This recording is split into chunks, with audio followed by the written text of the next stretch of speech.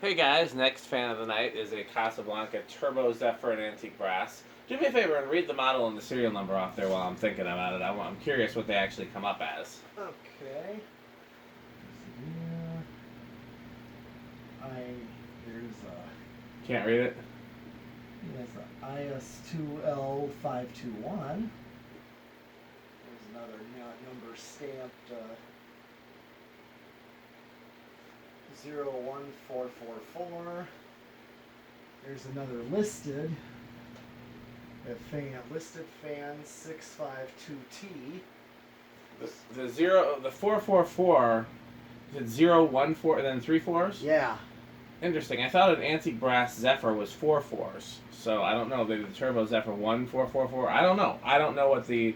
I don't have Casablanca serial and model numbers memorized. No. But I thought 400 was K63 Zephyr, 4000 was K55 Zephyr, and then I think the first thing you read would have been the date code. So we'll find out if somebody who's watching the video wants to look them up.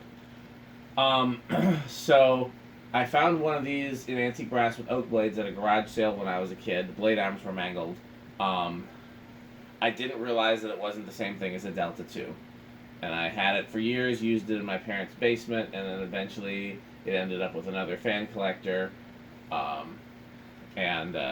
Years later found out that it wasn't the same thing as a Delta 2, that these were actually, different arms, different vents, just a different fan, and much more rare. And I regretted getting rid of it.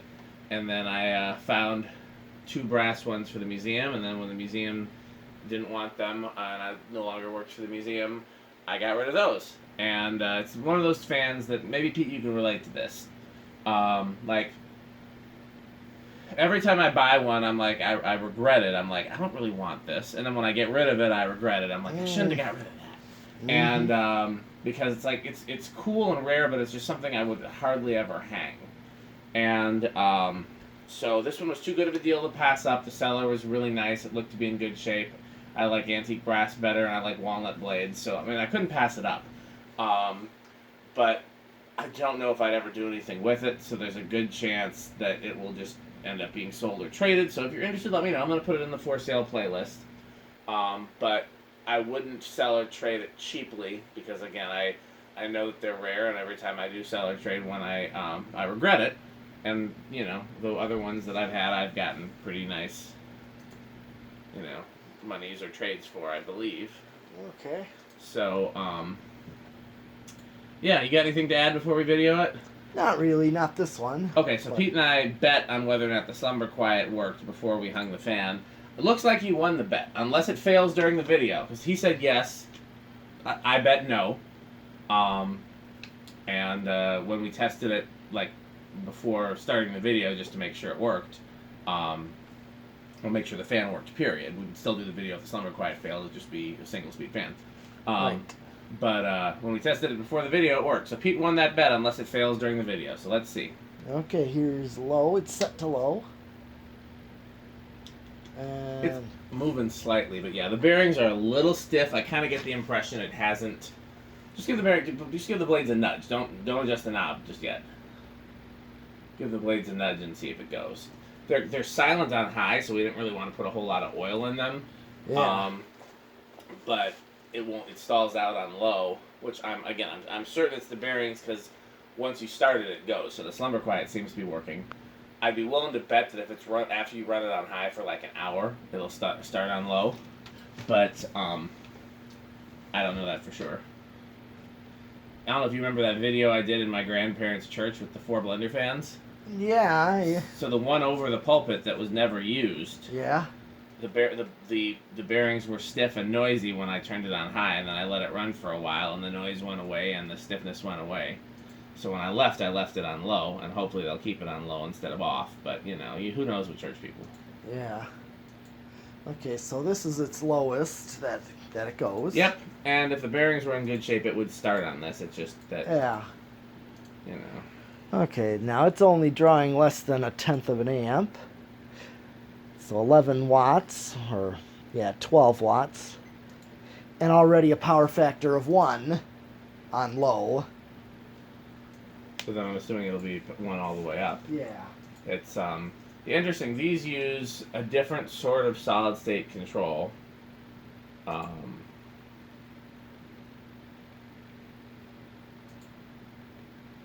there's a transistor on a heat sink, and then there's a block of diodes, and then a few other components, but they're very different than the cardboard box controls. Well, seems to be working so far. It's working all the way up. Yep, I just went continuously, gradually, all the way up. Normal current draw for these on high. Yep. 101 watts. And yes, you're right, a power factor of 1 throughout, so yeah, power factor 1, so I'm going to do spin down. Let's see what this is going to do. Where do you think it's going to start on the test rig? You want I'm to wait and see how it spins down first? To see Yes. if it's as stiff as it appeared. So yeah, before we put blades on it, when you'd spin it by hand, it would stop immediately. Then once you put blades on it, it coasted for a while because of the weight of the blades.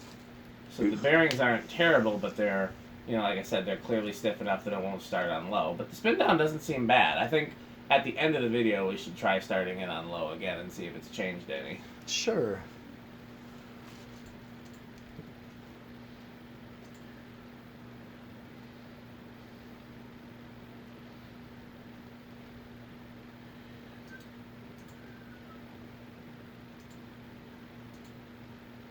We know anyone near Lubbock, Texas? I Nice moss here. Ooh. I don't even know where Lubbock is. I've heard of it. I just couldn't find it on a map. Well, it's still spinning down, so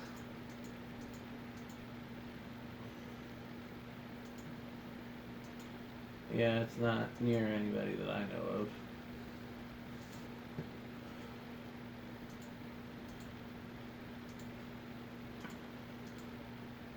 okay, what do you think? Well, you go first. All right. That's the deal. All right, I'm gonna take my chances and say it may not start quite as low as you. All right. I'm gonna say 4. Okay. Where do these normally start? 2? Yeah. I think I'll go with 3 then. I'm going to give it the benefit of the doubt. All right.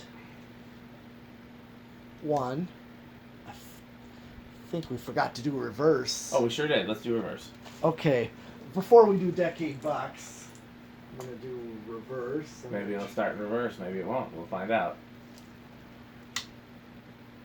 Nope. I saw its try.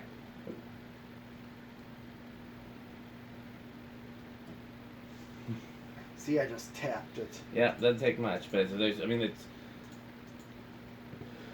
very, very, very little, Just a tiny amount.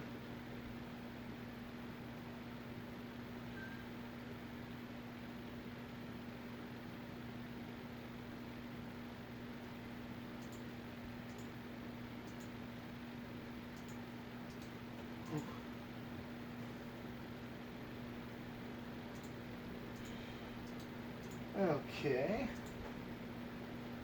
Drawing. right about the same. Yep. Okay.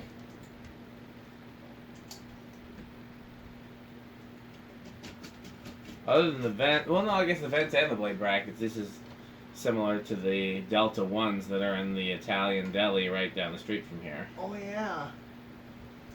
I go to that deli probably more than I should. It's very good. Hmm. Well, now let's do. Make sure. Yeah, I got it for. Okay. Well, let's do the decade box now. 1, 2. Oh, it's struggling. It's trying. It would normally go 3. on to. Oh, you gave it 3. So. I did. We're right now we're 1-1. Pete. Yep. Yep. That's right. That's Well, how many things? I think we're 2-1.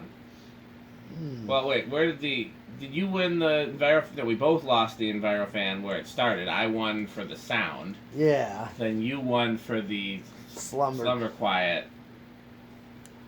Oh yeah. So it's 2-1. Yeah. Here's 4. Yeah, I didn't expect it to start this low. I mean, it was trying. I could tell it was. 5. And here would be, of course, a standard low speed. At 5 microfarads, we get the perfect low on these.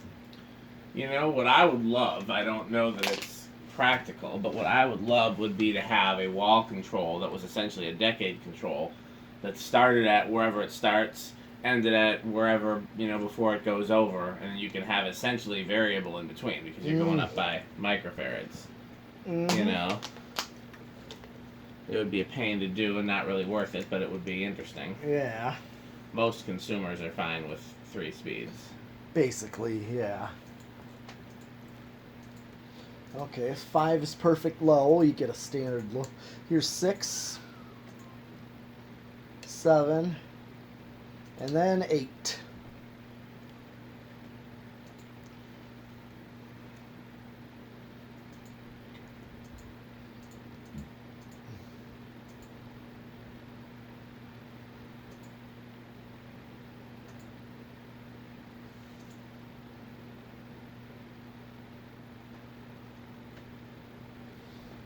And 9.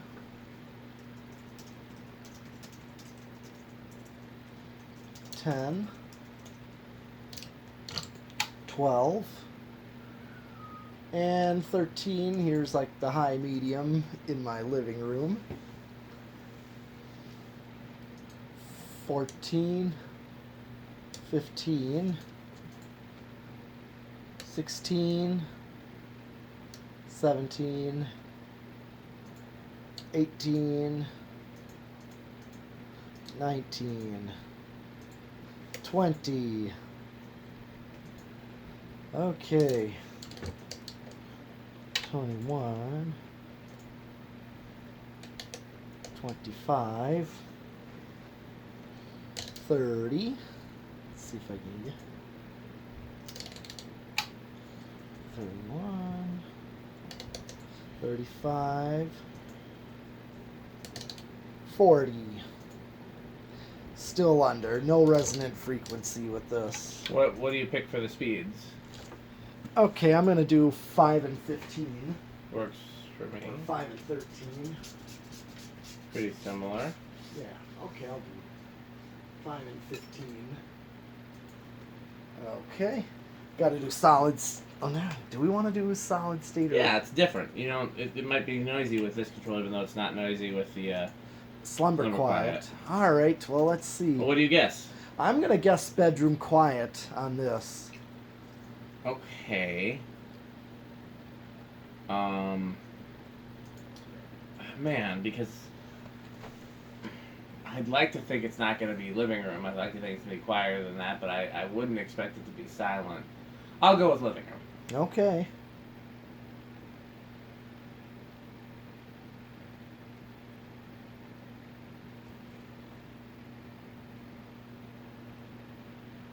I can't even hear. No, I think so far I should have gone with silent because that's what I'm getting from it. Yeah. When it gets to like a medium, tell me if you hear anything up close.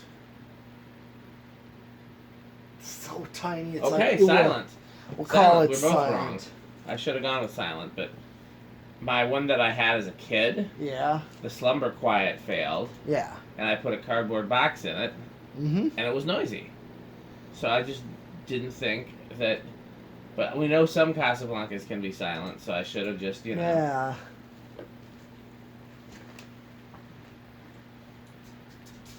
Okay, and then we gotta do 0 to high on this one. Indeed.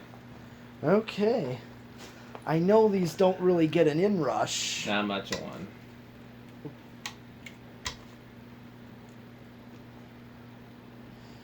Yep, pretty much no inrush, I can call it.